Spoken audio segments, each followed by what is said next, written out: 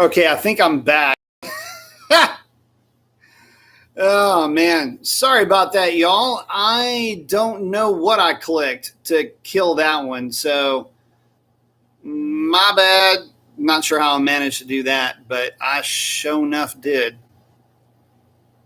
Anyway, still don't know what I clicked on to piss off the everything there, but apparently I did. So anyway, I'll let you guys get back on,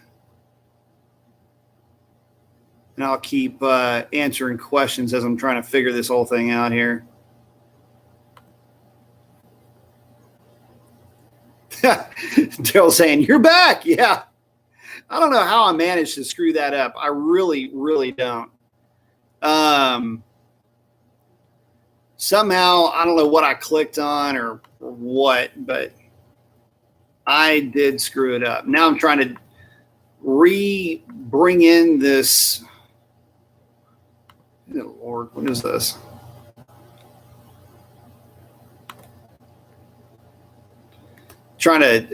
So I emailed myself that file that I was telling you guys about, and I forgot to save it. Oh, man.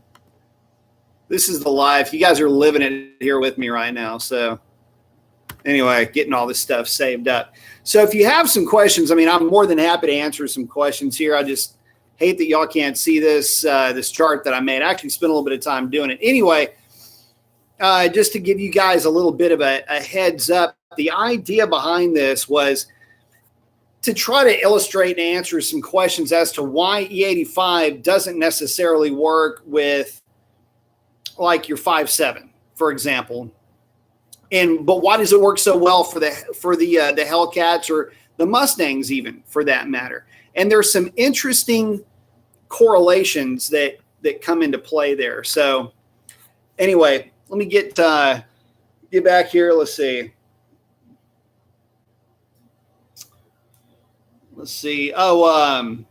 Callis is saying, hey, recently got Hellcat upgrade 285 upper 1000cc HP tuners unlock on 93. Car drives great, gets great, same miles per gallon. Yeah, it's not going to change. I was advised me to take it to the track. Is that really necessary? Yeah. I would say that it is. Now, I don't know. I didn't tune your car. I have no idea what your timing is set to. I don't even know. And your timing probably isn't set technically to anything. Timing is more based on air charge, which has more to do with density altitude more than anything else. So depends on if he flagged your timing at 14 or 15 degrees, then yeah, I'd say you need to run 110. If you're at 13 or 12 degrees, no, you don't have to. Kobe's asking, have you seen any Hellcat Durangos at the track? Yes, there is a guy that has an F8 green one. I've seen it at the track 2 or 3 times. I think it's like a 1240 truck, but I haven't seen it run. And the guy that was running it, I would not say that he's the most experienced driver out of the group. A couple of very experienced racers running TRXs, damn near in the 11s, all stock. So, Challenger saying you froze up so hard I had to put a coat on. Yeah, I don't know what happened. He's asking if my lens is clean. I think I just made it worse. Let me see something here. Let's do a little bit of this here. This helps. Should be clean.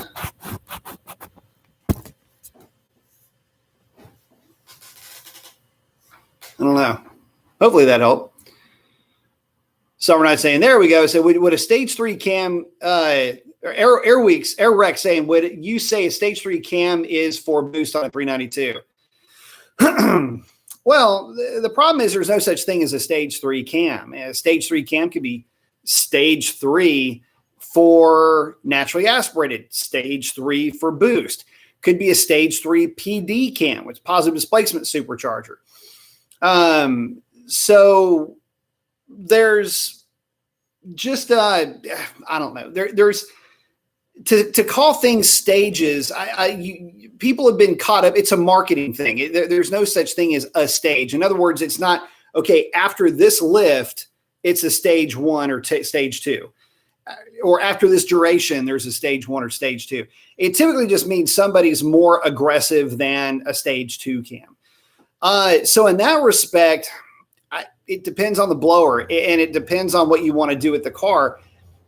For street applications, I don't really like getting too crazy with camshafts with blowers, primarily because if it's a positive displacement supercharger and the lobe separation angle is too tight, it kills boost response down low, and it just makes it sluggish. You've got to play within the strengths of the compressor that you're working with. So how would I put together a cam for, or how do I put together cams for, I don't know, centrifugal supercharger? The way I like to treat centrifugal superchargers is I will treat them like an engine that I'm trying to make peak power at like 5,500 RPM. I'll do a tight lobe separation angle and I'll advance it quite a bit. And what that'll do is it'll make it sound amazing. But the main thing that I'm doing is I'm trying to capture peak torque and peak cylinder pressure early. And then with the rising boost curve of the supercharger, force that power curve out to where I really want it. It's kind of like if you've ever played football and you throw your football at somebody that's running, or you play rugby, go All Blacks, by the way. And you're leading somebody with a on the pitch. The idea is that you're planning out like, okay, I know that 218 degrees intake and 230 on the exhaust side on a 110 at 105 degrees intake center line is going to want to make peak power somewhere around 5,500 RPM, given the intake that I'm working with. But if I have a centrifugal supercharger, it's going to push that out to probably close to 6,000 RPM. That's just kind of a real general synopsis of how that cam would work out. Turbos, just scale the thing for whatever you want it. Just put any cam in it. It doesn't matter. Turbos, you guys know what I think about turbos, man. They're the cheat code. They literally don't care. So, let's see. Oh, Cubby's asking, what am I drinking tonight? Actually, I'm not drinking anything. I had a protein drink, Aquafina, and it was really more popsicles than anything else when I got out of the gym. Actually, you know what? I take that back. I am lying to you, Cubby. Because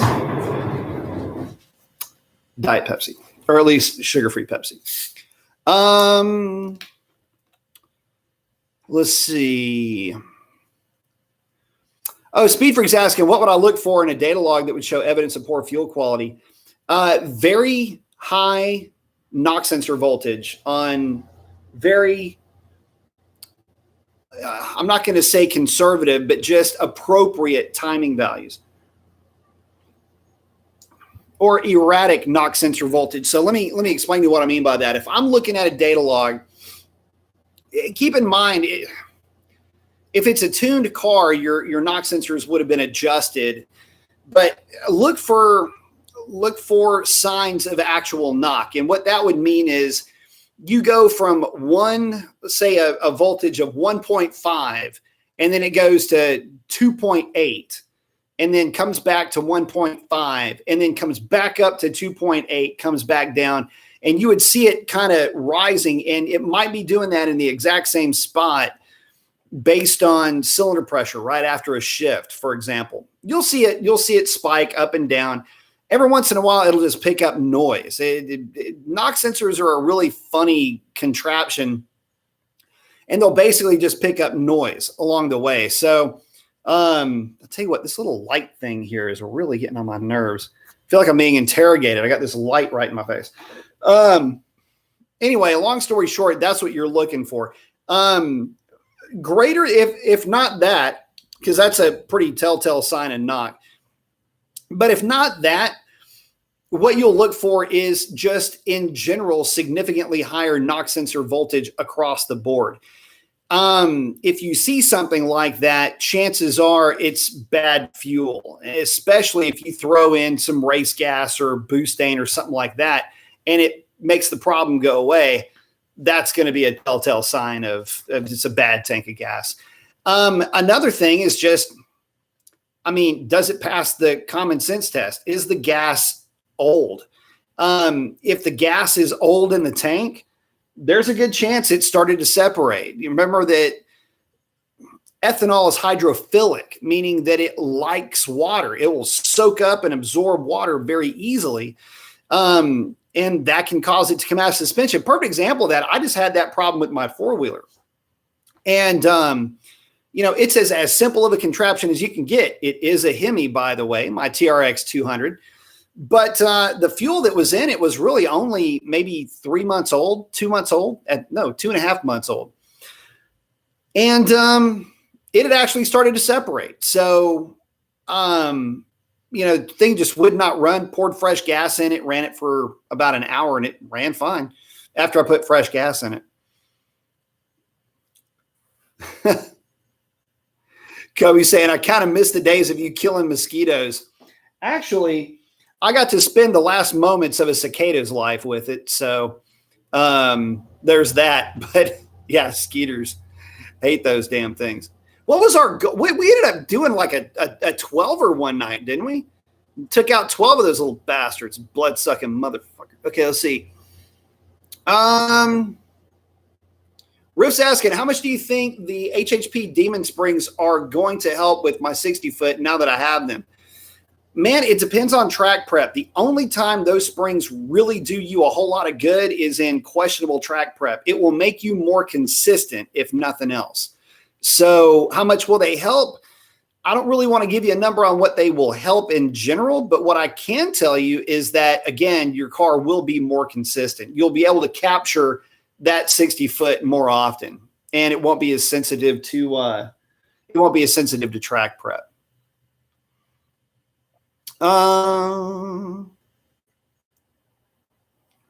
Callis is asking, is it easier to port out a Hellcat Supercharger or just buy? Okay, so here's my thing. Is porting the Supercharger, is it worth it? You have got to be turning that Supercharger significantly hard for it to even give you any gains whatsoever. So I will go so far as to say this. It's a whole lot easier to spend that amount of money on something else for your car because there are so many guys that are running into the 8s with stock snouts on their Supercharger. There are a ton, and that's just boost. Now it's a significant amount of boost with the 85 or E90, I should say, or it's boost plus spray. Either way, they're running the number, and there are a freaking ton of guys running deep into the 9s with untouched snouts. So I'm not a big fan of porting Superchargers. I don't see the real benefit. If you have ever dove into one of those snouts, about the only thing that you can really do with that snout to get power out of it is to open it up for a significantly larger throttle body. We're talking a 105. But even with that, again, I mean, it's a supporting modification at best. In other words, that ported snout or any other portion of that Supercharger for that matter is not going to get you huge gains. I know there's people say you get 30 horsepower, and I'm going, what? Okay, so if it's going to be that big of a gain, let me just remind you guys that I just got through doing a ton of throttle body testing. And throttle bodies, you would think, I mean, if you're opening the thing up, it's letting more air come in, the car is going to go faster. Guys, I wore this topic out, man. I have 11 back-to-back comparisons where my car didn't pick up. In fact, it got slower with the other throttle body. It ran better with the stock throttle body. We took the same throttle body, put it on Nate's pulleyed red eye, and it picked up some power. It picked up some ET. It picked up some mile an hour. But it's not like it transformed it. I mean, we're talking half a tenth. And believe me, half a tenth is a result, guys. I'm not panning half a tenth. but it's not too tense. See where I'm going with this? So don't get it twisted. There are modifications that work, and there are modifications that have their place. I've spent a lot of time and money trying to find the time and the place that they do work. And that's one of the ones I got to tell you, man. Bro, don't spend your money on it. Rip is asking, I always heard that the regular Hellcat Supercharger is better than the red eye one, mainly because of heat.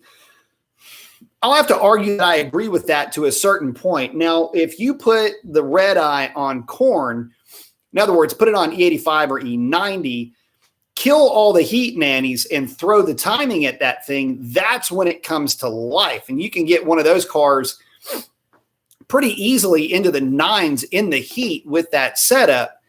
Although I do know that there have been guys that have put regular Hellcats into the 9s on corn as well. So is it that much better? I think there's a little bit of push me, pull you coming into play here. It's got higher parasitic drag. So even though it's making more boost, it's got higher parasitic drag. And either way you go, it's always going to make more heat. So I don't know. You can make them both go fast. I would say if you're going to get one that's stock and you're going to leave it stock, in other words, you're buying a Hellcat, red eye or whatever, and you're going to leave it stock, maybe put a 309 gear in the Hellcat, put a Pellet Commander on it, call it good, have some fun with the car. If you're looking to go 9s and you don't mind spending the money to go E85, then the red eye is going to be the car for you. And that's, super C spot run, boom, bang, bong, done. And it goes basically 980s in the heat, 970s in good weather. So Jermaine, thank you very much. Asking, what tuner do you think is best for email tuning? I don't like email tuning in general. You've got guys that are pretty good. Barth seems to be okay. But I would prefer that you had a live tuning session. I would give Alex Pites a shout for remote tuning. Just let him know that I sent you. But I would rather see you do an actual live session because let me put you like this. Okay, if I told you about email tuning versus a live session, it's like listening to music on YouTube and then being able to talk to the artist on a live stream. That's the difference between, because let me explain. That's a weird way to try to explain that. Anyway, the reason why I'm putting it like that is because if you data log your car and then you send that log to your tuner and then you wait, tuner gets it, does his thing, and then sends it back to you. During the logging process, if there's something that's going on with your car, you will not know about it. You're not looking at your computer. I'm so used to data logging and everything else. It's like, if you're not used to doing it and you're not looking specifically at knock retard or fuel trims or something like that, you could potentially have a problem that you logged and sent it to your tuner. The tuner sees it. And then it's at that point that you find out something's wrong with your car. And then you go out and bang on it or do other things. If you do a live tuning set, stuff you're going to be doing anyway. Believe me, I know you're not doing this stuff on a drag strip or on the dyno. You're doing this stuff on the street. You're going to do these wide open throttle pulls, and the tuner will see your log happening in real time. Now, I've done this for guys, and I've data logged their cars in real time, and I've gone in and changed stuff in their tune in real time. That's the way that you want to do it. So I would say give Alex a shot. He can get you squared away with that. And again, it's I don't want to call it safest, but to have somebody watching your data log while you're making the hit, if he sees something weird, he can say, get out of it, get out of it, get out of it. And you're like, whoa, what happened? He's like, man, I don't know. I saw fuel trims tripping out, man. I don't know what's going on. We need to take a look at your fuel pressure.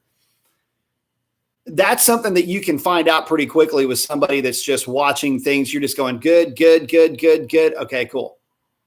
Or good, good. Whoa, hey, get out of it. Yeah, that's why you want somebody watching it while you're doing it. Like I say, I don't like email tunes because there's a lot of things that can definitely go wrong with it. Dr. Diff is in saying O'Reilly sells VP additive and Boostane. Drop a can of that into a full tank of 93 and make you some cheap race gas. So the Boostane, the conversion on Boostane for 100 octane is basically an ounce per gallon. So if you want to get it to that 100 octane, which is what most guys would benefit the most from, hopefully that picks up. Basically 32 ounces takes care of 34 gallons. Just so happens, you got about an 18-gallon tank. So that's about half a tank, or half of 34 is about what you got. We work in abouts on this type of stuff too. So about half a can of Boostane for the entire tank of gas. Make sure you put that in before you hit it. Now, you can go less than that. You can put a third in it. You don't have to go 100 octane, but if you're planning on going 100 octane, that's how much of it it's going to take. Let's see. Dr. Diff's saying he does remote tuning as well. So give him a shout too. Sovereign saying, did the stream drop again? Yeah, it did there for a minute. Jermaine's asking, I was talking more about the physical tuner as an HP tuner, Diablo, or other brand. I and a lot of folks prefer HP tuners. There are a few guys that still stick to Diablo. I know that Hemi Fever is more into Diablo. Jay may be more into Diablo. It's kind of funny. Each one has its strengths and weaknesses. The streaming with Diablo is really pretty. I mean, it's like video game quality, but most guys are, I don't know of anybody that's brand loyal. There's a couple of guys that get a little bit, I don't know, prima donna-ish when it comes to their tuning software. But for me, I learned on HP tuners, and I also learned on SCT Pro. They're very similar in the layouts and everything. So for me, HP tuners, although the learning curve was a little bit steep with the Mopars, all the new operating systems are kind of weird like that. So to me, it's 6 to 1, half a dozen to another, but I prefer HP tuners. Let's see. Oh, Rich said, I think now HP Tuners has a free app for your phone. That's the way to go. I need to look into that.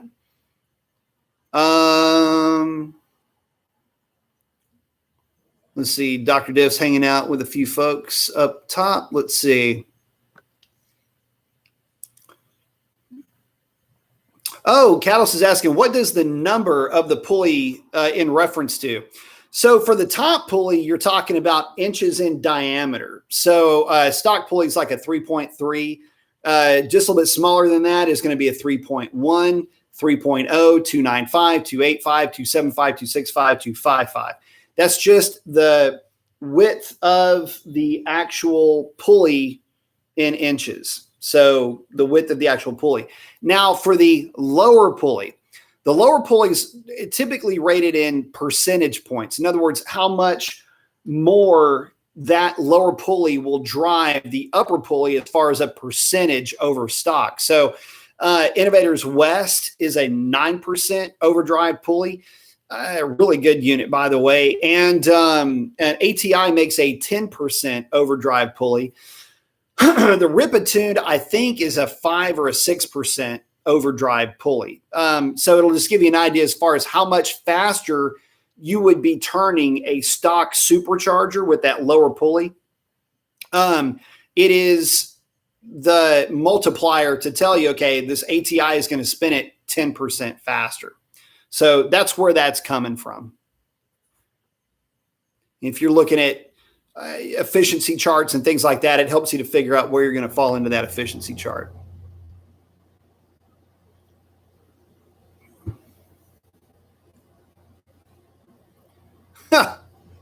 Chuck Rice said, I'm in. Field report on my RT shaker, mid muffler delete, and pedal commander. Thumbs way up. Earplugs are optional. Nice. Mike saying, so I know headers of any kind outside of OEM, you should also have a tune to take full advantage, but would just dropping in a set of shorty headers from a stock on a stock tune hurt anything long term? Not really. The stock, like if you were to put the stock 6'1", 6'2", 6'4" headers on the car, I don't think you would have really much to worry about it. You'd have to make sure that the rest of the exhaust system will mate up to it, but I don't think you'd be worried too much about that. I think the big issue that you would run into with any other shorty header can just be fitment. I know that we had put the 1 7/8 JBA shorties on Chris's old Charger, and man, the fitment wasn't 100% awesome, but the things did actually pick up a little bit of power. But here's the twist. There's always a twist. You'd still have to have a tune anyway. And the reason why you'd have to have a tune anyway is because those headers are so much louder. And I don't mean that they're louder at the tailpipe. That's absolutely not what I'm talking about.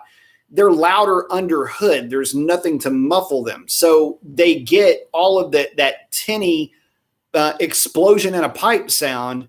That's going to be translated right over to your knock sensor. So, you can be cruising down the highway and your car is pulling 3 degrees of timing because it thinks it's knocking or pinging. And that's certainly not going to be the case. So you still have to have the tune to accommodate the fact that it could piss off your knock sensors. And now you're into a situation where you've got to have a tune or else the car or truck just flat out isn't going to run right. And some vehicles are way worse than others. The trucks are a pain in the ass when it comes to knock sensor sensitivity. I don't know why.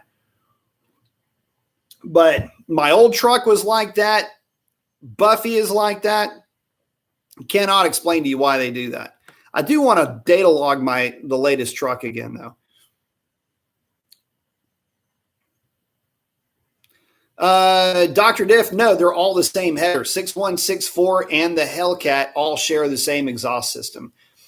Or can share the same exhaust system, with the only difference being the Hellcat having the more glass packy muffler as opposed to the more MagnaFlow style muffler. I've actually toyed around with the idea at one point anyway of putting Scat Pack exhaust on the Hellcat. And just chopping off leaving the rezos off the car. Let's see. Rift is asking, what do you think about the sleeves you can put over your lower instead of just getting the full ATI as well? So that's going to be your Ripatune. I'm not really worried about those. They're fine. They're absolutely fine. Again, you do have to have a tune for them though, unless you live at an altitude that is somewhere around, for sure, 2,000 feet. If you live at a 2,000-foot elevation, you could probably get away with one with no tune, but any less than that, you're going to have to tune it, especially for lower altitude, density altitude in that respect. But don't get one without putting a full tune on the car. I can tell you this. I was helping a guy. I feel so bad for this dude. I think the guy popped his car at the drag strip. But the data looked okay, but the car was not running good. I think he popped a ringland and it coughed it out of the exhaust valve before it had a chance to do any damage. But on one of his runs, his knock sensors were going absolutely nuts. I mean, you'd have thought that, the knock sensors were having a rave underneath there. So yeah, definitely. Yeah. Just believe me when I tell you, don't try to run one of those pulleys at lower altitude because your DA is going to be so low. So let me just walk you through. I hate when people reference, well, I did a video on this at one, but like you guys know me, I do more of this, more to teach stuff than anything else. So I did a live show where I did a back-to-back cold weather filter, no filter test. And I wanted to bring you guys along for the ride. So I did the whole thing absolutely live, including taking the air filter out, putting the air filter on, taking the air filter out again. I forget exactly how the cadence went. But anyway, what I did is I ended up going to the gas station so I could go through the data with you guys. And as it turned out, I was at my injector duty cycle. This is a stock car with just in the tune fuel being added to it, but stock pulley ratio, ramping up fuel with timing added basically to interpolate the timing table. But that doesn't matter because I was at 103 or 104% injector duty cycle. And that's on basically a stock car, again, with fuel added. So what you need to understand about that, what I'm getting on about there is I had gone outside of my airflow table with a stock car. I want you to think about that for a second. Take fueling out of it. Take an injector duty cycle completely out of it. Your stock car at sea level at low temperature will go outside of its own charts. So that's why, and I've got so many data logs on this. And by the way, injector duty cycle the other night, I'm still hovering around 90%, 92, 94%, even when it's hot outside. So that's why I want to illustrate for you guys. If you're thinking about going that route, go that route. You're good with that route. But you have to tune it if you are not living at an altitude that will allow you to get away with not putting a tune on it. You can only really do it with that rip a tune anyway. And the reason why I say 2,000 feet is because at 2,000 feet, if you've got an extra, let's say 6%, 6% is equal to 2,000 feet density altitude. A couple of pounds of boost, basically for every pound of boost is roughly 2,000 feet. So you got some room to play with in there. But any less than that, and you're going to be going way too deep on your airflow chart. And again, that's a bad thing. And that's why I really wanted to bring up this other chart so I could show you guys not only compression ratio equivalencies, which this isn't just me doing this. This is all old school aviation stuff. But to give you an idea, 1 pound of boost is 1.068 atmospheres, which is to say roughly, really this would be about 2,200 feet lower density altitude than at naturally aspirated. To give you an idea, 14.7 or 14 and a half pounds of boost would be doubling the atmosphere outside. And what would that mean? Well, that would be basically 100% lower density altitude. So if you're at, 1,000, it's just way deeper than where you're at now. So just again, it'd be like negative 10,000 feet. So you've got to take all of this stuff into consideration when you're messing with these things. Let's see. Where am I here?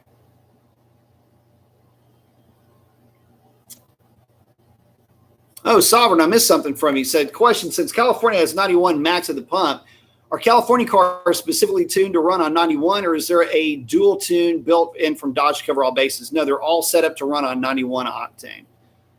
All cars sold today that require premium fuel are designed to run on 91 octane or better.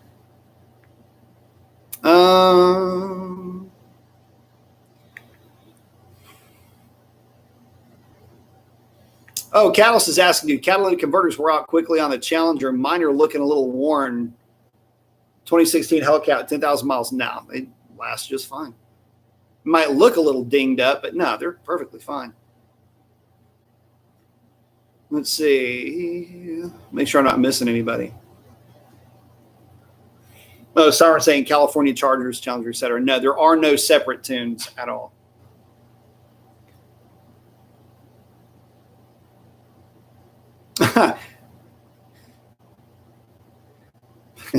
Yeah, like Ruth asked, how about those no tune needed lowers? Man, I'm telling you, this one dude, I felt so bad for this guy, man. I mean, dude rolls up, pretty little Charger that he was driving, running I think it was I think it was running Bravados on the back of it. God, that car was slow, man. That car was slow. That car was slow by like any realistic expectation. It was around like 1240s, 1230s, something like that. Like anybody in a scat pack would have had a field day with this dude. It just sucked, man. I told him, I said, go home now, please. You are going to, and he did. I just never did see him again. Hopefully I saved him some money. Mike G's asking, he said, I forgot to ask last stream, is there a good set of metal idler and tensioner pulleys to replace the plastic ones on a 5.7? Nothing wrong with what I got, just prefer metal. I'd check out HHP and TBA Machine. They may have something over there for you. Not sure of the standard plastic ones.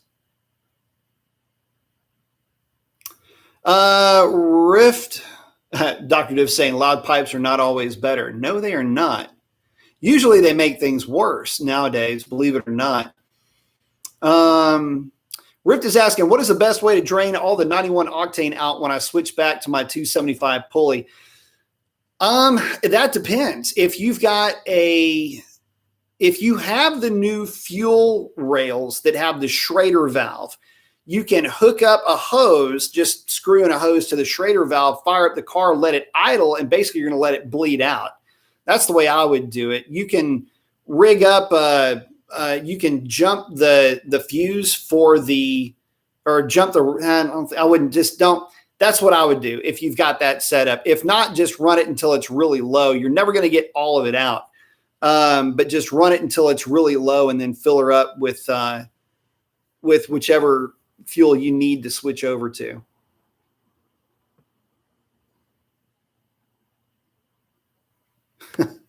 Chuck's like, loud is better as long as it has the resonator tone, not the Vega with the missing muffler.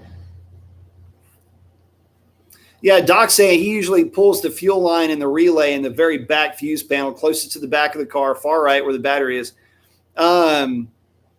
You can. They even have switched relays where you take your relay out, you plug the other one in, and it's got a switch on it. You can kick that on too. That'll work. Just as if you've got the Schrader valve, that's actually the smartest way to do it. But if you don't, then you just run it fairly low. It takes a couple of cycles of filling it up. So I'm saying, thanks for the answer, B. You got it. Destroyer saying, hey, Professor Mason, smash that like, y'all. Yep. Everybody's hanging out with Sovereign. So anyway, getting back to this thing, now I really do wish there was a way that I could, aside from printing this thing out and just propping it up right here, go over this chart with you guys, because I actually did spend a little bit of time with it. I did stress over it in a couple of ways, mainly in showing there. So when you're talking about equivalent compression ratios, there's a right way and a wrong way to go about it. And the bottom line here is to just have a general understanding of how this works. And when I was putting the chart together, two things: it doesn't account for it doesn't account for manifold temperature, downstream heat, and which would affect air density. So it doesn't account for the air density. And the other thing it doesn't take into account is DCR. It's dynamic compression ratios. In other words, you've got 8-to-1 compression ratio, but you've got a cam that's got 170 degrees of intake and 180 degrees of exhaust. It's on a 103 degree lobe separation angle. Intake center line is 100, right? That car would have, or that engine would have, a dynamic compression ratio that is stratospheric, but it would never make any power past 3,500 RPM or something stupid like that, right? So the idea is none of that is taken into account. It's just to get an understanding of the effect of static compression ratio in general when given boost, and where on the chart does your vehicle lie in terms of really being able to manage or take advantage, I should say, of E85? Anyway, I'll give you guys some teasers on this. And again, I don't have this to show you, but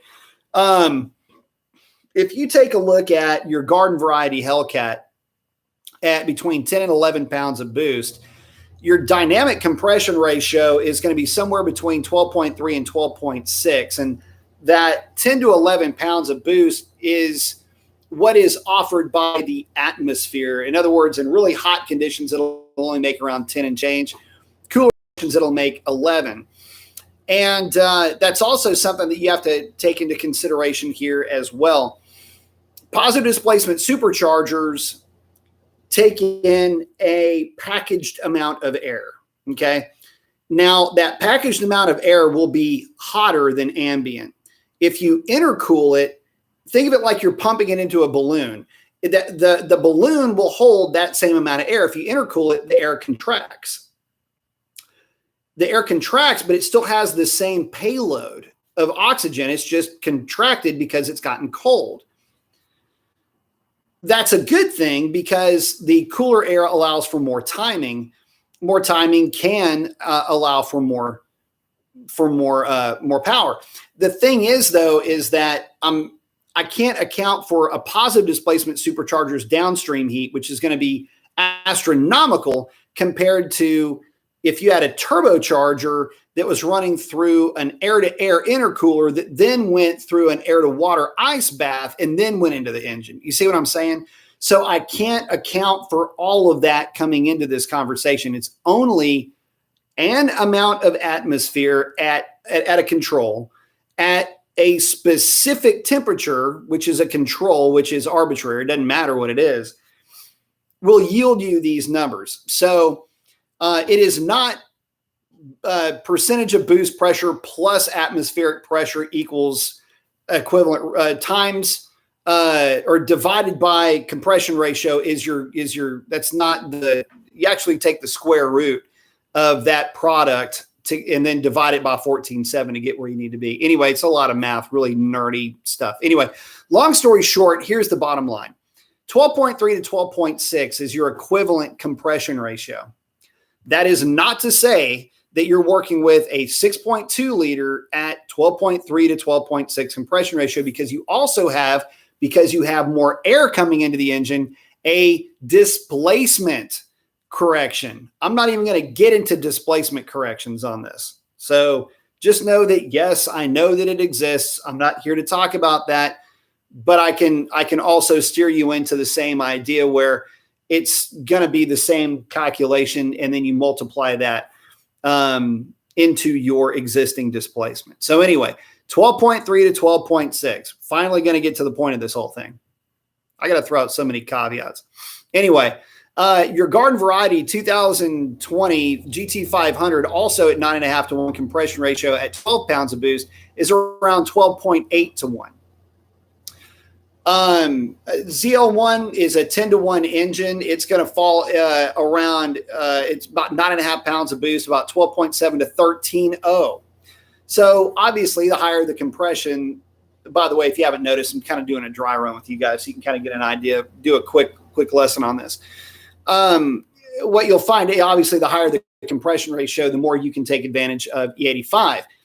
But then you go, okay, well, the Mustang's not supercharged, does good on the 85. You're exactly right, because the Mustang comes from the factory with a 12.0 static compression ratio. Well, 12.0 versus 12.3, there's really not a whole lot of difference there. And a Hellcat will start to be able to pick up power at stock boost, albeit it won't be very much. You're only capturing timing at this point, which is to say this, it being the Hellcat, cannot run peak timing or maximum brake torque timing on 93 octane fuel. You have to go up an octane to get to this timing number, but it's already kind of at that number already. I've done timing sweeps with my car at the drag strip, both wittingly and unwittingly, I might add, in 2 degrees of timing made absolutely zero difference in terms of how my car ran. So, and I mean nothing. It didn't pick up a mile an hour, didn't come out of the hole any better.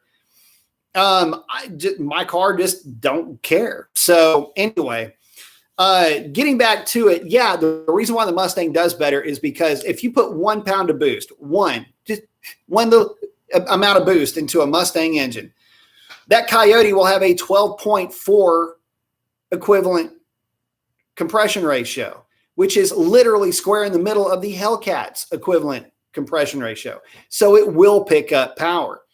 To give you an idea, your garden variety Red Eye, Super Stock, or Demon has an equivalent compression ratio of about 13.3, 13.4. That would be your Mustang at just around 4 pounds of boost. A double pulley Hellcat, like 275 upper, 10% lower, making about 20 PSI on a Hellcat, give or take, on the stock Eaton.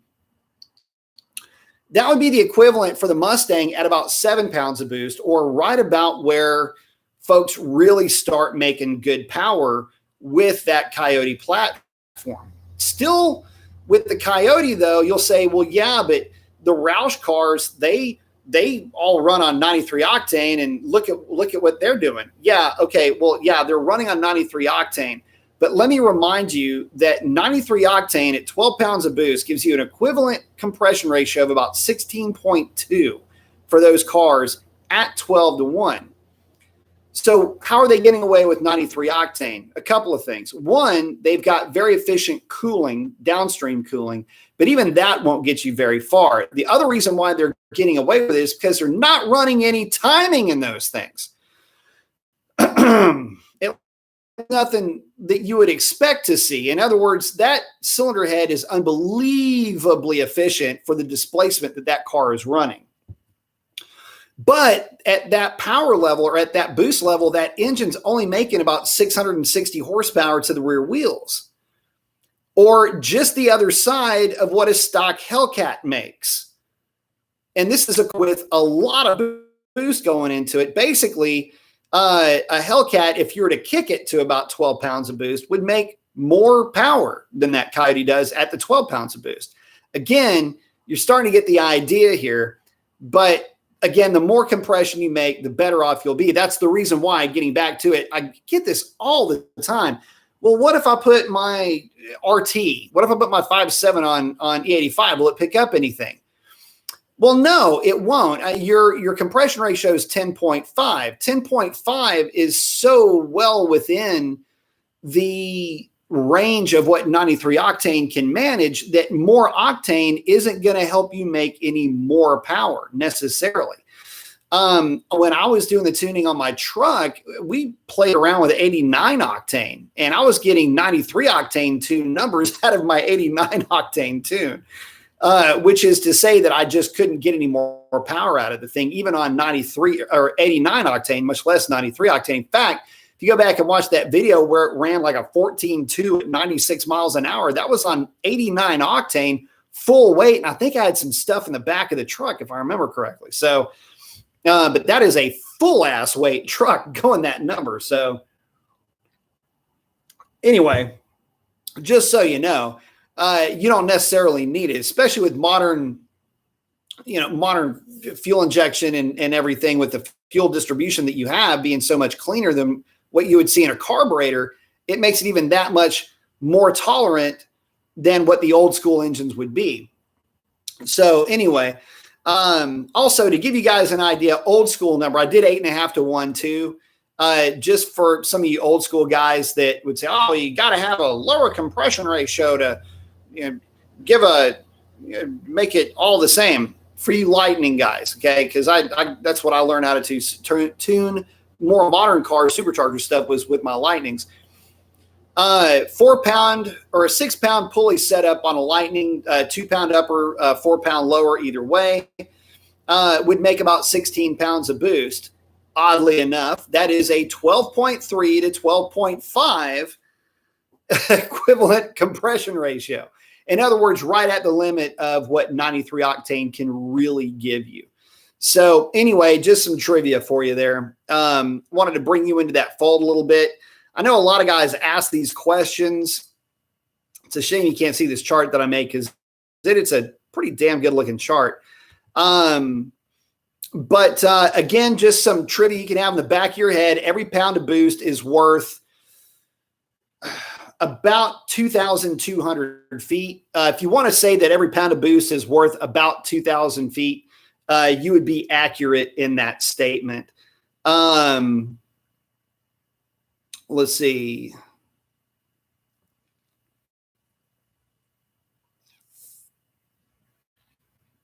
And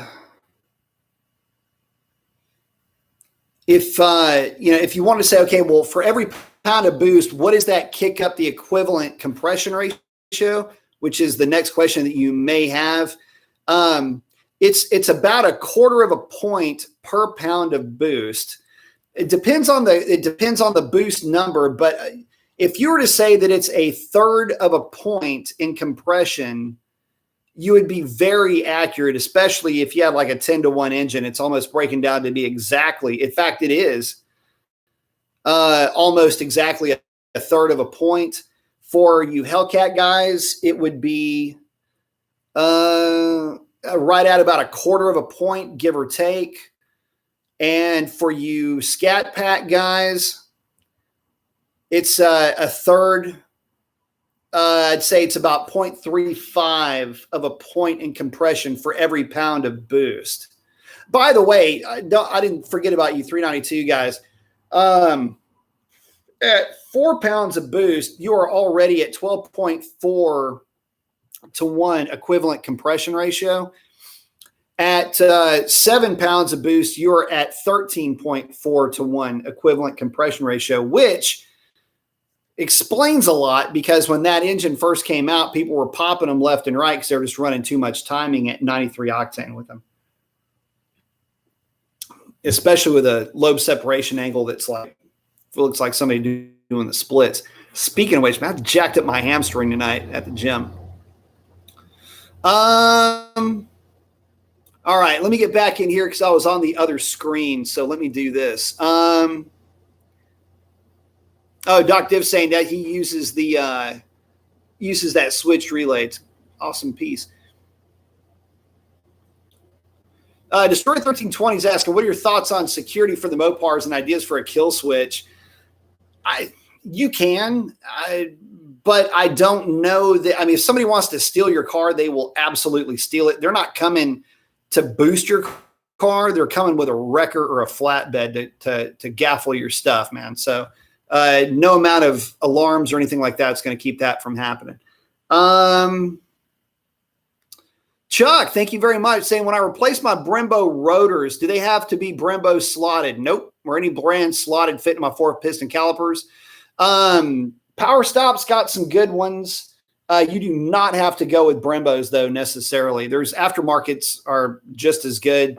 If you need to save a little bit of money, like I say, I think Power Stop makes a rotor and pad kit for you that'll help you out. Let's see. But again, let's see where we're at here. Slimecoot is asking, do I have any feedback on Dusterhoff's Flex Fuel Tune? I don't know enough about Dusterhoff's Flex Fuel Tune to give an opinion. I can only give opinions on other Flex Fuel Tunes that I've had personal, like firsthand experience with, and that was Liver Noise. The problem with the Liver Noise tune, that was in a Trackhawk, and the weird thing about it is that it worked kinda. What ended up happening is that vehicle ended up, how do I explain this? So anyway, long story short, it ended up with a hot start issue where the truck would fire up just fine in the morning. You could drive it, and then when you stopped, it was almost like it had vapor lock. You'd hit the button and it just wouldn't start. And the guy that owned this thing was a pompous dick, and I couldn't have been happier when he came I don't want to say crawling back, but when the guy came back to have his car worked on for it with us, it still puts a smile on my face. Anyway, I think we ended up just tuning his on E85 and let it ride from there. Dusterhoff, man, look, if he's getting this thing to work right, that's great. The thing is that you have to have your fuel trims set to perfection. And there's a lot that goes, it's the reason why you have to have everything set to perfection is everything's done on an inferred, what's known as an inferred program, which means that the computer doesn't have eyes on a sensor the way the GM works. The way the GM works is it can see, because of an ethanol content sensor, it can see what the ethanol content is. And because of that, it knows what it's working with. It's kind of like having a mass air meter. Like, it doesn't have to guess. It doesn't have to infer anything. It knows what's coming into the engine, or at least it thinks it does. The way that the Mopar system works is it's inferred. It looks at fuel trim, and if the fuel trim is adding a bunch of fuel, then it will infer, the short term is, it will infer that, oh, we've got a situation where we've got to throw more fuel at it. That must mean I've got ethanol in me. That means I can now start to blend in this timing table based on the amount of fuel that I'm adding. It can get a little bit convoluted. So anyway, your fuel trims have to be dead on. I still know guys that will, even when they've tried going that route, will still end up running two separate tunes, one gas tune, one E85 tune, because they've tried going that route and they still don't trust it. I don't trust it myself. So until they have a system that works directly with an actual GM style sensor, I'm not even a player at that.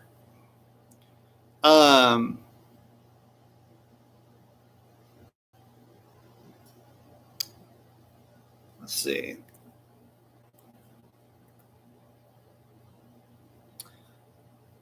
Oh, Rich saying he's going to get that switched relay. A little worried about lowering the E85 to the point where it'll hurt my car when I switch fuels. Yeah, just get the relay. It'll be good. But don't forget to use that E85 up. Once you pull that stuff out, it starts mixing with atmosphere. It's going to start sucking in water from the atmosphere itself. Chuck, thanks again, buddy. Riff's asking, do I have to find a switch relay that will fit a Hellcat, or will one just work in general? It would need to be the switched relay that fits into the relay slot that thing fits into. Chuck saying, my tech said that the ProCharger will give my RT shaker 7 pounds of boost. Does that sound right? Does sound about right. Let's see.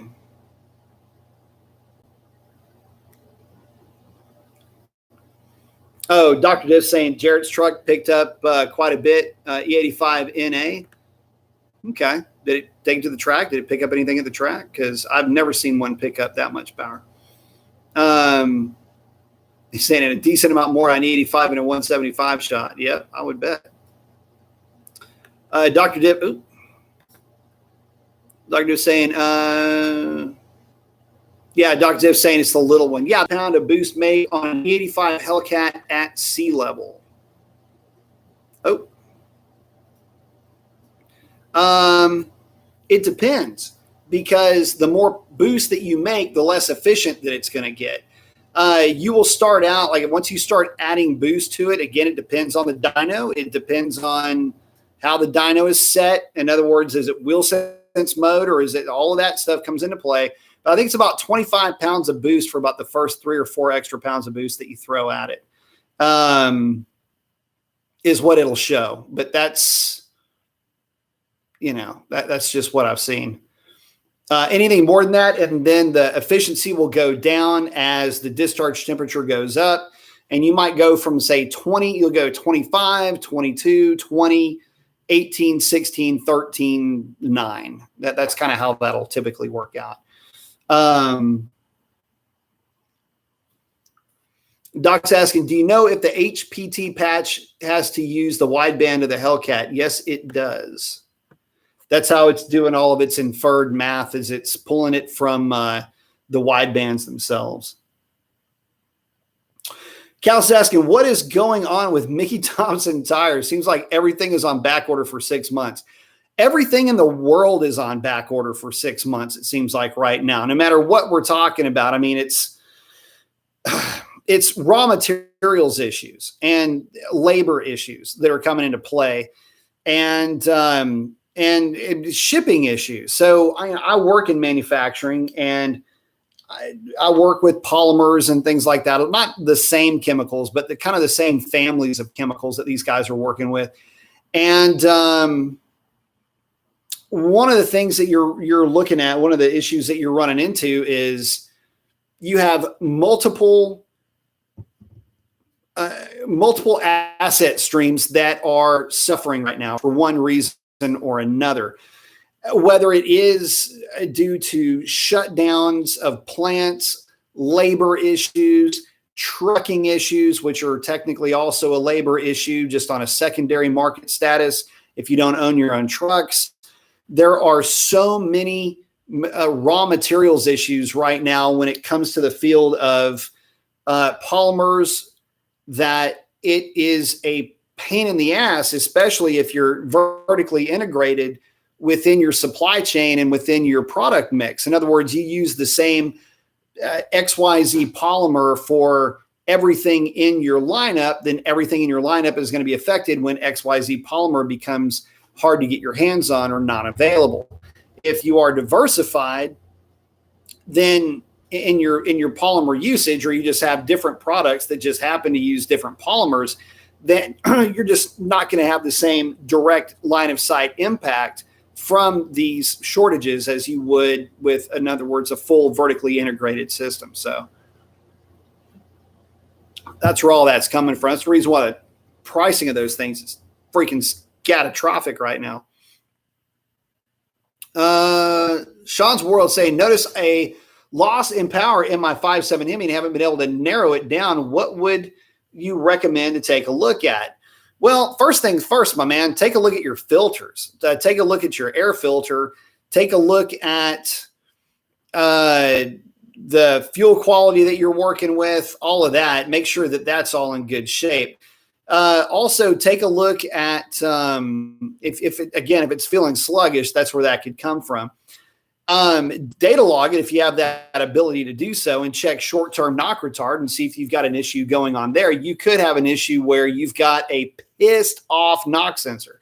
I've seen that happen on a car with very little mileage. So again, it's just going to be some things that you got to take a look at. If you throw a code, which is to say you throw a check engine light, that would be a dead giveaway as far as something that's going on. But there are some things that will flake out a little bit that won't necessarily throw a code. Sometimes a pissed off knock sensor is one of them. But obviously, look at the filters. If you hear anything new, weird, strange, take a look at that too. Pay close attention to those types of things. But aside from that, without a data log, it's kind of hard to say. Dr. Duke saying, unfortunately, no, Jared didn't have it on the track, just on these streets in Mexico. He had my Draggy forever, and now not sure who has it and not sure where it's at. I love my Draggy. I've been dragging every little thing that I possibly can. I will draggy me on a tricycle. I don't give a damn. I love the Draggy. I think it's the neatest thing ever. Kobe's saying back order is the new normal. Yeah, it is.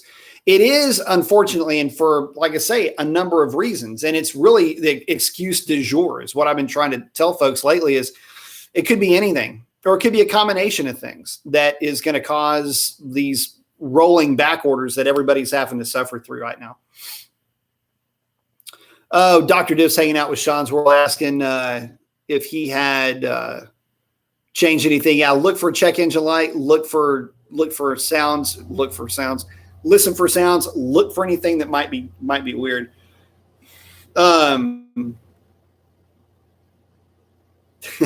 Kobe's asking, any super stocks out there putting in work at the drag strip? I have not seen one yet. Brother, look, the only one that I have seen personally with my own two peepers right here is Ron Silva's car at my last at Mopar Armageddon last year. Nobody's really latched onto those cars. I mean, dude, I've seen just as many Tesla Plaids at the track as I have seen super stocks. Just saying. Lots of red eyes. So that's a good thing. Red eyes are in the house. Hellcats galore. Scat packs all over the place. Just no super stocks. In fact, I've seen way more demons than I've seen super stocks, which is probably sounds about right, considering that the super stock technically is a more rare car than the demon. So, what else have I seen? I mean, there hasn't been. Well, I mean, if you saw the video of, well, I don't know if you guys have seen the video of me trouncing that GT 500 at the track.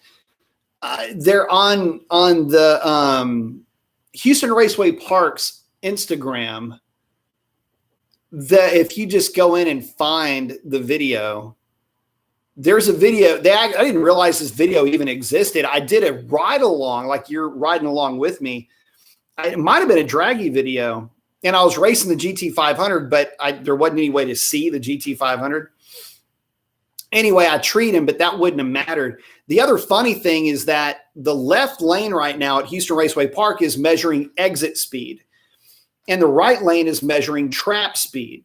And a quick lesson for you guys, I'll even draw it out for you. So when you're going down the drag strip, you don't get the you do not get an exit speed. In other words, if this is the finish line right here, okay, that's your finish line, and you're coming through the traps, you don't measure this speed here.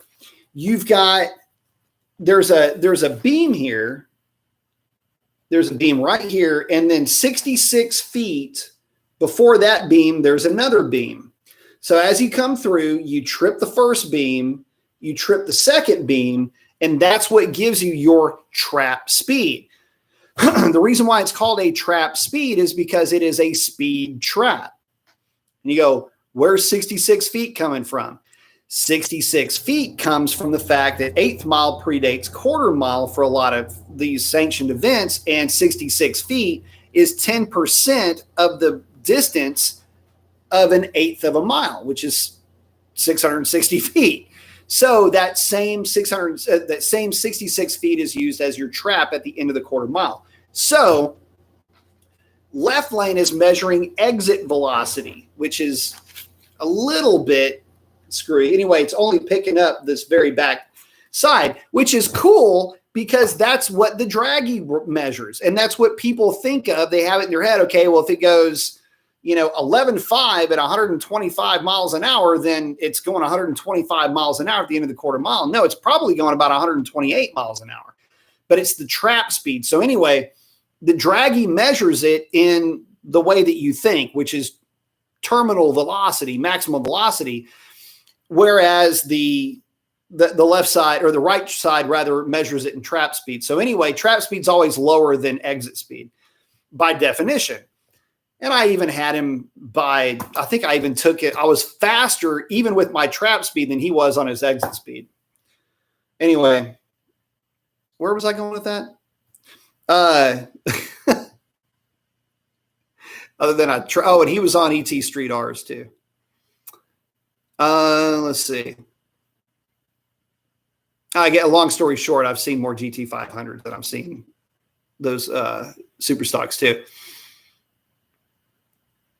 And I beat down a GT 500. So, Dr. is saying, he sees pissed off knock sensors all the time. Yeah, it's kind of weird. It just kind of, they happen. And like I say, with Chris's Charger, it was like a brand new car when it happened. Let's see. Sean's saying nothing significant. I replaced the spark plugs with NGK plugs and did notice they were somewhat damp. Somewhat damp. I'm guessing you're talking about they had a little bit of oil on them, which is kind of normal. What did you gap them at? And what heat range did you go with the stock heat? Did you go with NGK 6s or did you put 7s in it? Because that can make a difference. Riff saying, with my 275 upper on ethanol, I can just regap the stock plugs, or should I get a different ones? Just regap the stock ones. Go with like 25,000s, 22,000 should be fine. Let's see. Sovereign saying, I thought NGK stuff worked best with JDM. NGK stuff works great with everything that you put them in. I have never had a problem with NGK plugs. I have had huge problems with Brisk. I wouldn't put Brisk in a lawnmower, which sucks because they have a local distributor up here, and I like the guy that works there, or the guy that did work there, I should say. But we had one Hellcat. This is no shit. We had one Hellcat on the dyno that was such a bitch too, because I had to haul ass to get plugs. Anyway, the guy was just dead set. I want to run brisk. And we're going, I don't want to put, okay, fine. Put the Brisk in the car and it develops a misfire. Took the plugs back to Brisk, got new plugs, put the plugs back in the car, still had a misfire. Pulled all the plugs out because we were pissed, and it was about 2 o'clock in the morning. You ever done spark plugs on a Hellcat? I'm never going to do it again. Dr. Diff, that's when I call you, okay? It is a pain in the ass, the likes of which it's like a self-torture device. Like, you have to be a real masochist to want to do this. Anyway, swapping out plugs on these things about 2 o'clock in the morning, put NGK TRIX Elemento Q or whatever 7s in it. Car rips a freaking 900 horsepower pull on a Mustang dyno. So there's that. Not to get around spark plugs, but it just is what it is. No, NGK is the only way to go. Callus is asking my prediction on the next car manufacturer to go out of business. Funny you should mention that. So GM has recently gone out of business in Australia. Not to anybody's surprise, but I don't know. I have no idea. I couldn't tell you. But if I had to venture a guess, it would be a GM brand. I just don't know really which one to call yet. If you talk about, particular cars, it'd be the Camaro.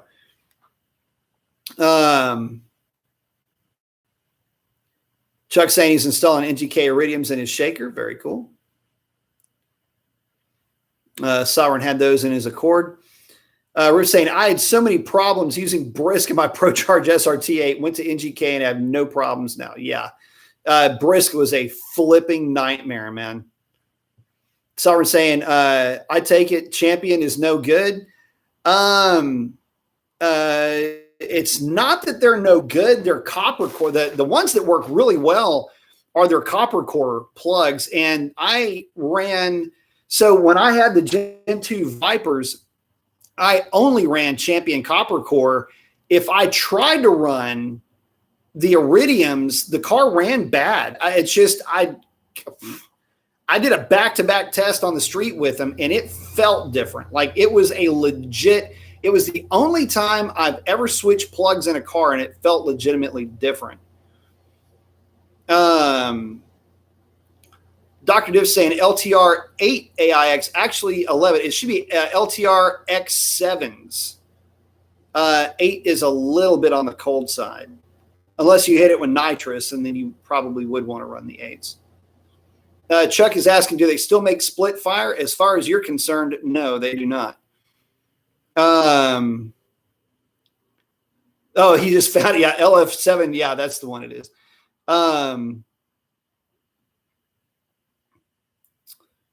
Anything 5.7. And or 6s. The 6 is what they come with from the factory. Which a funny thing, the Trackhawks come with 6 heat range plugs, and we're going, these things come with 6s? Holy shit. Rift is asking, what do you think about the diamond fire plugs, the ones with multiple leads? I don't. Stick with the NGK stuff. All of that is just gimmicks. It does not do anything. It really does. I mean, think about it. Especially if you're running something with boost. The last thing you want is multiple weak sparks. The voltage and the amperage is the same. You want that thing to fire in a straight arc every single time. Bam, bam, bam. You don't want it hunting and pecking and trying to find something. I want a uniform flame front every time that thing fires. So stick with what works. I personally have never had any luck with any of the split fire, the raccoon's ass looking circle fire. I never had any luck with that. I mean, I've, you know what? And then you get into some of the really weird plugs that had the recessed plugs for the real high compression dome piston stuff. You might see this in two strokes also, where the spark plug electrode fires to its own ground lead. There is no ground strap. You might have like a little ground lead sticking out of the ground strap horizontally. Those work perfectly fine, you know, in those scenarios. So yeah, I've never had any luck with them personally. And Summer saying, I remember those. Yeah. Dr. Dude saying I'm fat figuring that 7's what I meant. Yeah. Callus has asked a pretty cool question. What do you think is a better deal, new Hellcat or new Corvette? All depends on what you're looking for. Two completely different cars. You will get absolutely noticed in a new Corvette. I wouldn't say that you would get noticed in a Hellcat if that's what you're going for. I like the new Corvette from an aesthetic point of view. I don't know how well it's going to age. The Challengers have aged really well. The Mopars have done a really good job at aging gracefully. And they know their place. You know, I've always said, you know, guys, y'all know how I describe those cars. I mean, it's, you know, there's something about a thick chick in a freaking, you know, a beer garden outfit. That's Mopar to me, man. That's exactly what those girls are. And they know what they are. They know what they're not. Don't ask them to do something they can't do. And what they do exceptionally well. So go with your strengths. I don't know that the vet seems to me like the generically hot girl next door really trying to tart herself up. And again, it's not playing to his strength. I mean, unless she's been practicing doing something that we don't know about, she ain't going to be any better or any different than what she was before. So I don't know that the new vet is altogether better in any way, shape, or form than the outgoing car, aside from the looks of the thing. And I don't like the idea of you can't really do much with it in terms of modifying it or whatnot. I mean, I know that Alex has got his turbo line for him and he's got ways that he can make that work, which is fantastic. That's great. But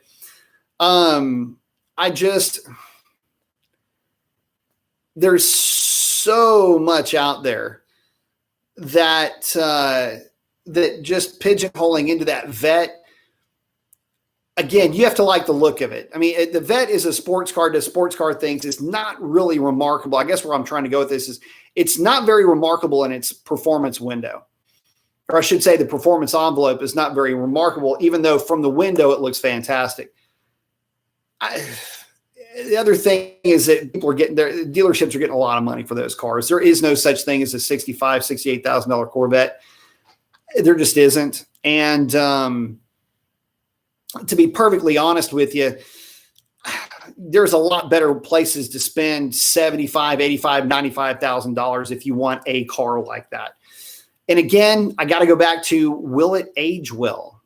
I don't know that it will. The new Z06 might, or maybe the new Grand Sport might. But I find myself looking at it more from a curiosity standpoint. But as a two-time recovering Corvette owner, I don't even, I would be their target demographic. And I even appreciate the history behind a mid-engine Corvette. I'm just not in the mood to get all kissy with that car.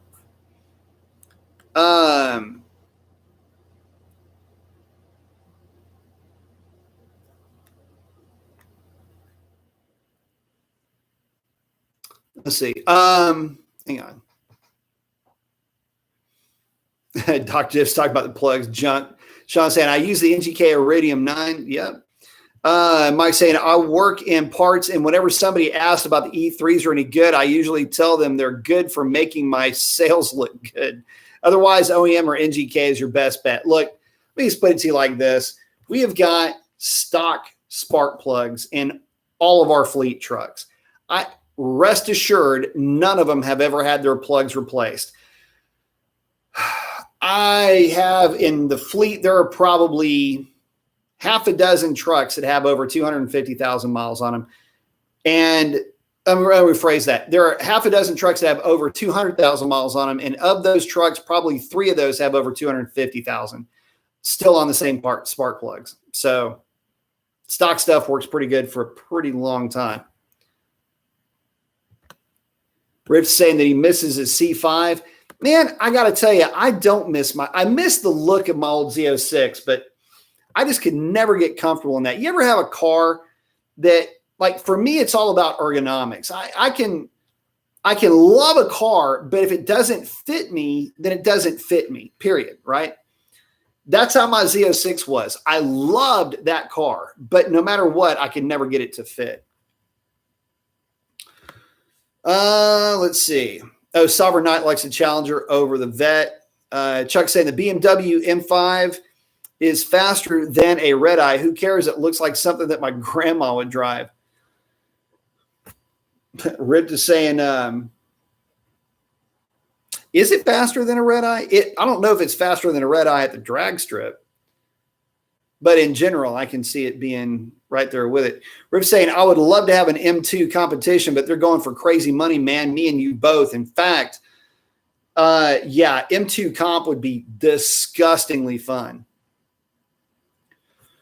Kobe's saying, I would wait for the new Z06 or ZR1 if whatever that's going to be, right? I mean, look, not for nothing, man. I know that the technology is great. I know that they're going to be fast. They're going to be crazy to look at and all of that, but I just don't like. Is it going to be worth it?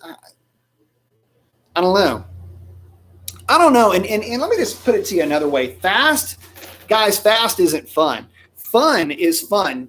And for me, I would much rather have a car that is fun to play with than one that is always trying to kill you no matter what. So the Hellcat Chandelier, she's right at that borderline level. You know, I can have fun with the car, but you know, I know what the limitations are for that thing. And I just stay within the limitations of that car. That's all there is to it. Kobe's saying 392 is fun. Yes, sir. It is a lot of fun.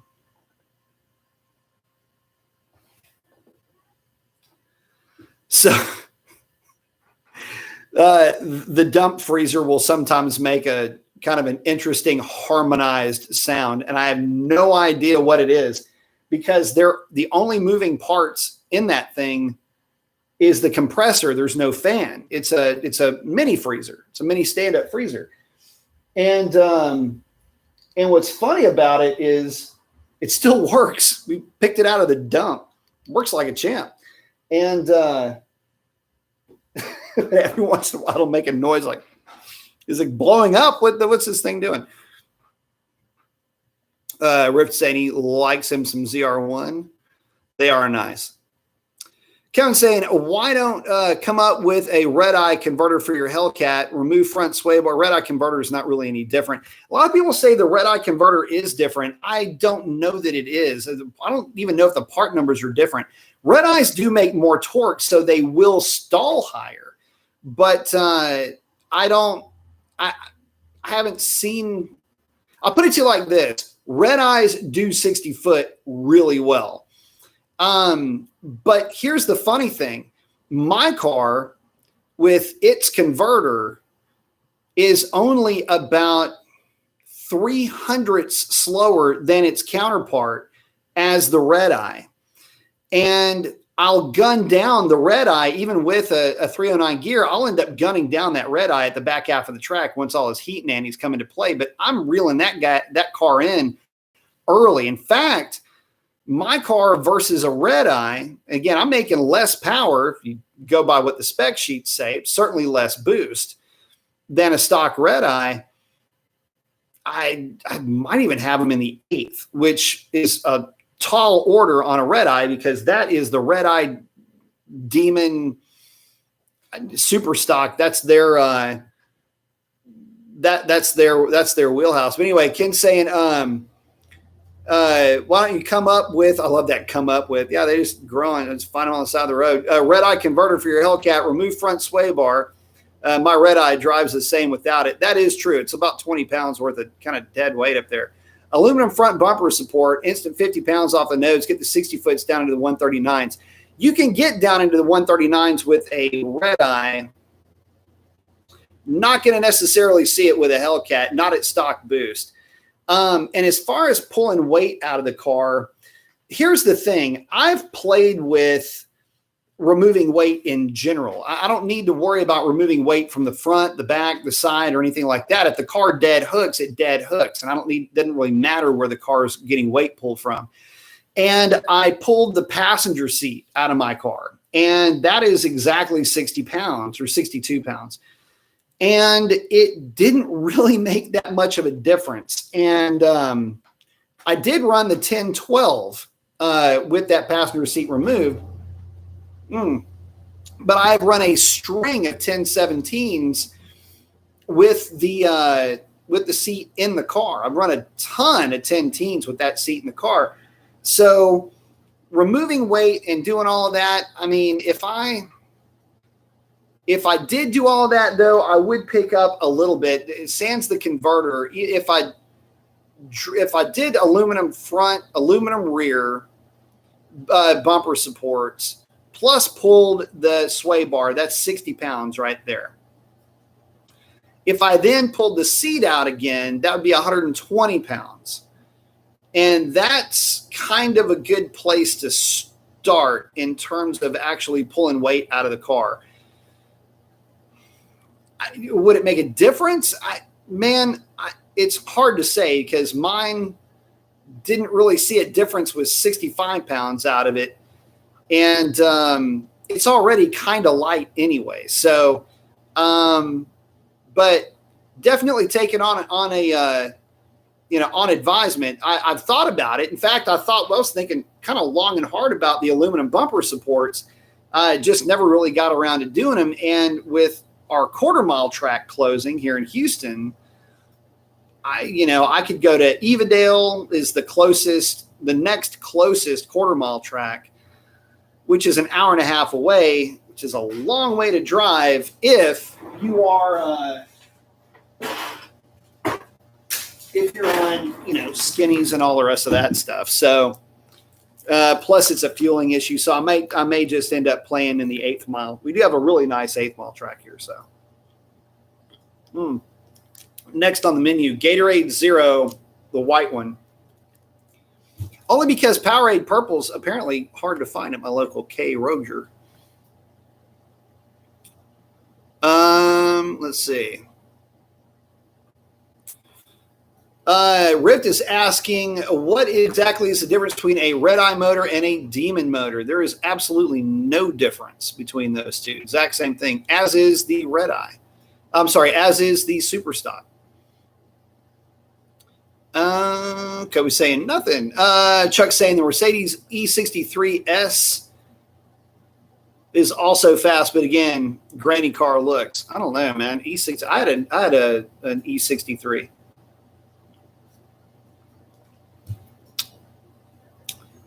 When I met my wife, I had that car. We're saying, I heard they have some different lifters or something like that. No, they don't. They all share the same lifters, by the way. Let's see. That's Hellcat, Red Eye. Any of those variants all carry the same stuff. In fact, the cam is slightly different between the Hellcat and the Red Eye variants, which could be the Demon, the Red Eye, the Super Stock. But the intake side's all the same. The exhaust lobe's got a little bit more duration.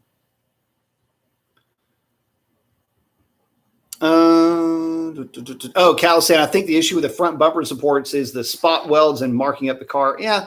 I mean, for me, it was just, God, do I really feel like going through the work of pulling this thing apart for a part that I just don't know if I'm going to get there. One of the Dr. was saying, I thought they had better rods and pistons. You're thinking of what's the difference between a Hellcat engine and the Red Eye variants. The Hellcat does have, the Red Eye variants have better rods and pistons than the Hellcat, although better is a relative term. All things considered, I've seen Hellcats take some unbelievable abuse with their stock blocks.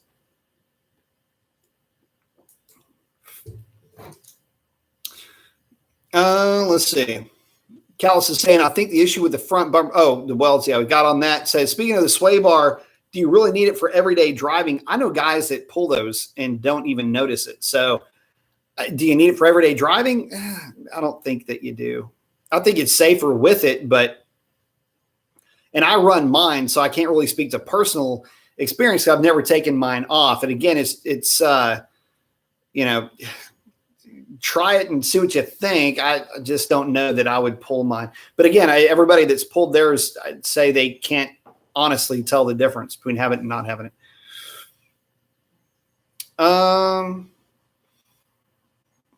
Riff saying, I heard that now that I have Demon Springs, it's going to be, it's going to handle a lot worse for everyday driving when it comes to cornering.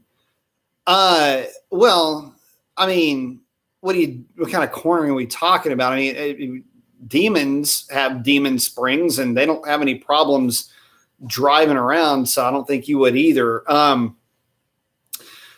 When I got stuck with the Demon, one of the things that I noticed about it, first and foremost, it's got to be one of the happiest cars you could ever have to drive. A Red Eye with a Red Eye Demon, doesn't matter, super stock with a 309 gear, is just a real happy car to drive. The Demon and the Red Eye, the Demon and the super stock with the softer springs, it just rides like Cadillac. It rides nice. That car with the suspension in track mode, not in drag mode, but in track mode, it's basically kind of like sport suspension in like an SRT 392 Challenger or dynamic package 392 Challenger. They're nice. They're nice to drive. So, I mean, if you're out trying to carve corners or something like that, I mean, you got the wrong car for that to begin with. So I don't think that's any surprise. But no, just hitting off ramps, on ramps, things like that, it'd be fine. Don't worry about it. Chuck's asking 440 or 383, which is better? Depends on what you're doing with it. 440 is obviously the first choice, but it's a tall block. 383 is the same engine. Basically, it's just a short block. So I would say that, if you're doing a budget build, the 383 might be okay, but 440 is going to be a better engine all the way around. And not to say you can't make power with the 383, make a ton of power with the 383. But 440 is going to be better. But just put some decent heads on the 440. Rip saying I drove a 426 and a 440, and I will say the 426 seemed like a better motor. If we're talking about old school stuff, the 440 is significantly better to drive. But if we're talking about modern Hemis, 426 versus 440, it all depends on the state of tune and how that thing is put together. I was saying they're both older cars, by the way. The Hemis that I drove were, they were pretty flaccid until you got to about 4,000 RPM, or basically where the where the 440s would start to kind of sign off a little bit, the 426s were just coming into their own. So, but if you ever drive one, it is readily apparent that you're driving a big block with a 440. It is instant torque, especially if it's got any work done to it at all. A mild cam in a 440 wakes it up quite a bit. And even with just a decently stock set of heads with a valve job and some port matching, with a decent cam in a 440 is going to feel like a big block. And you're going to need to shift like at about 4,700 RPM, unless you're winding it out the back half of the track, and then you might run it to $5,000. But after that, it just dumps power, where, anything with more cylinder head just keeps flowing and going, and it's just better at the top end.